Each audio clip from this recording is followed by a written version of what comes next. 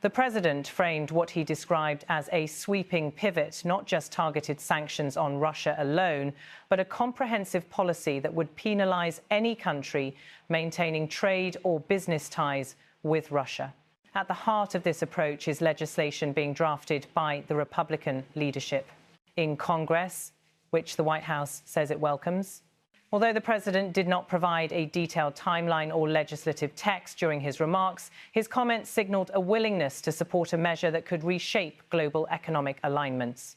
He repeatedly emphasized that any country that does business with Russia will be very severely sanctioned, reflecting not just a statement of principle, but a rhetorical escalation. The inclusion of Iran in the formula underscores how this policy may be constructed broadly, not simply as a Russia-only measure, but as one that addresses geopolitical networks perceived to bolster Moscow or help it evade sanctions.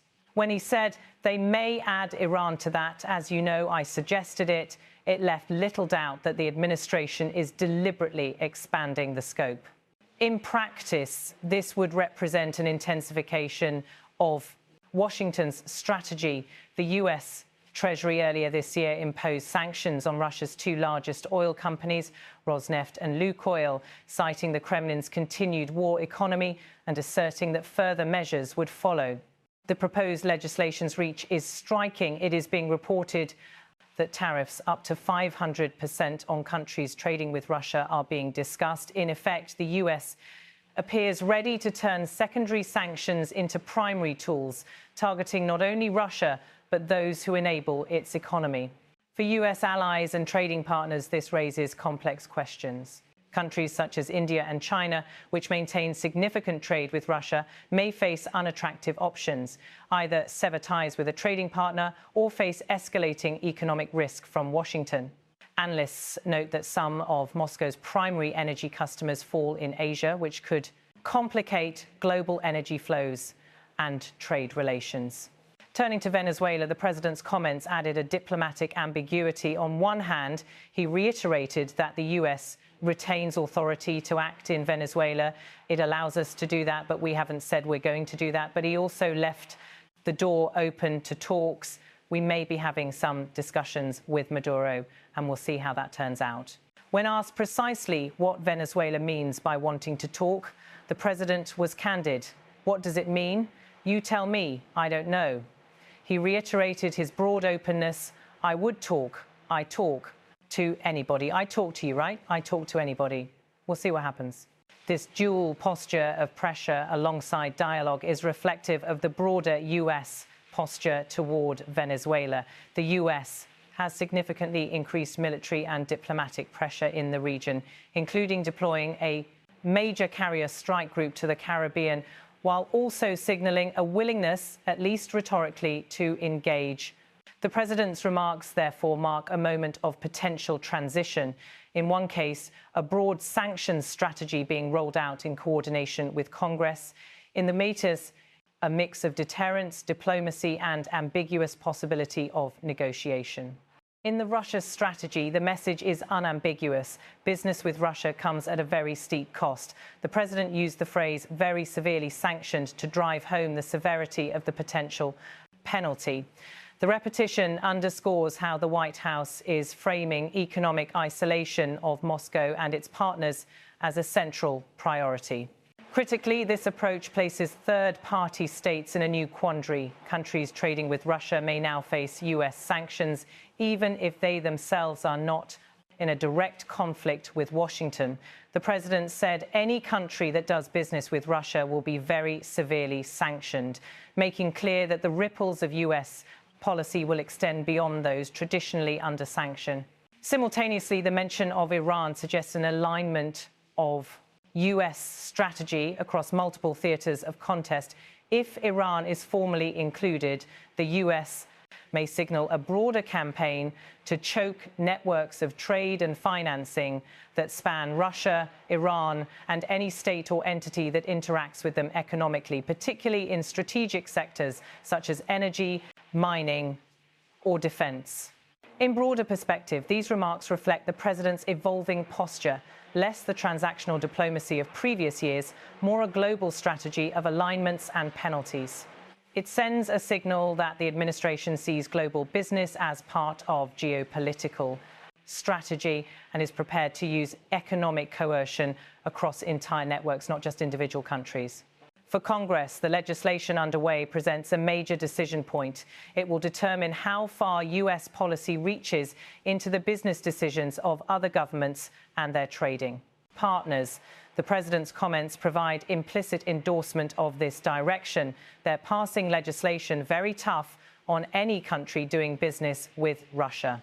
The remarks also raise questions about implementation and escalation. Will sanctions truly be applied universally to all nations trading with Russia, or will exemptions and carve-outs emerge? Will US allies be shielded, or will they also face pressure if their commercial relations with Moscow continue? The president did not specify exemptions. He stated the rule broadly. Moreover, the dual reference to Venezuela and the possibility of infrastructure action inside that country hints at a broader readiness, economic leverage backed by military or quasi-military options. While the president said they haven't decided, he also reaffirmed it allows us to do that. The nuance is clear. The capability and possibility exist, though the decision is deferred. Taken together, the two strands of the remarks, sanctions on countries doing business with Russia and open-ended posture toward Venezuela, reflect a cohesive worldview, one in which economic ties are an extension of conflict and diplomacy is backed by coercive potential. If implemented, the sanctions program against third-party trading partners with Russia could reshape alliances. For countries like India or China, which have maintained substantial engagements with Russia, the calculus may now involve risk of US punitive economic measures. This potential has been flagged by analysts who note that US tariffs of hundreds of % are being discussed. In the case of Venezuela, the US is essentially projecting a large what-if scenario. What if the regime agrees to talk, and what if not? The president's words leave both doors open while emphasizing US capability and willingness to act. I talk to anybody. We'll see what happens. For Caracas, the strategic message is clear.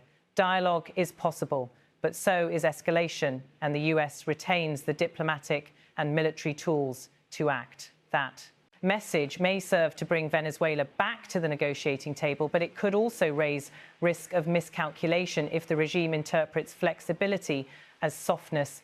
Ultimately, the president's remarks must be viewed in the context of an administration positioning itself for global realignment. The wider strategy appears to be isolate Russia economically, widen the circle of liability for nations aiding or trading with it, potentially include Iran in the sanctions net, and deploy both diplomatic and military pressure in key front zones like the Caribbean and Latin America. The new sanctions architecture would shift from bilateral targeting country X against country Y to multilateral pressure on trading networks. By stating that any country doing business with Russia will be penalized, the president is signaling a world in which trade decisions are considered strategic moves and may carry extraordinary consequences.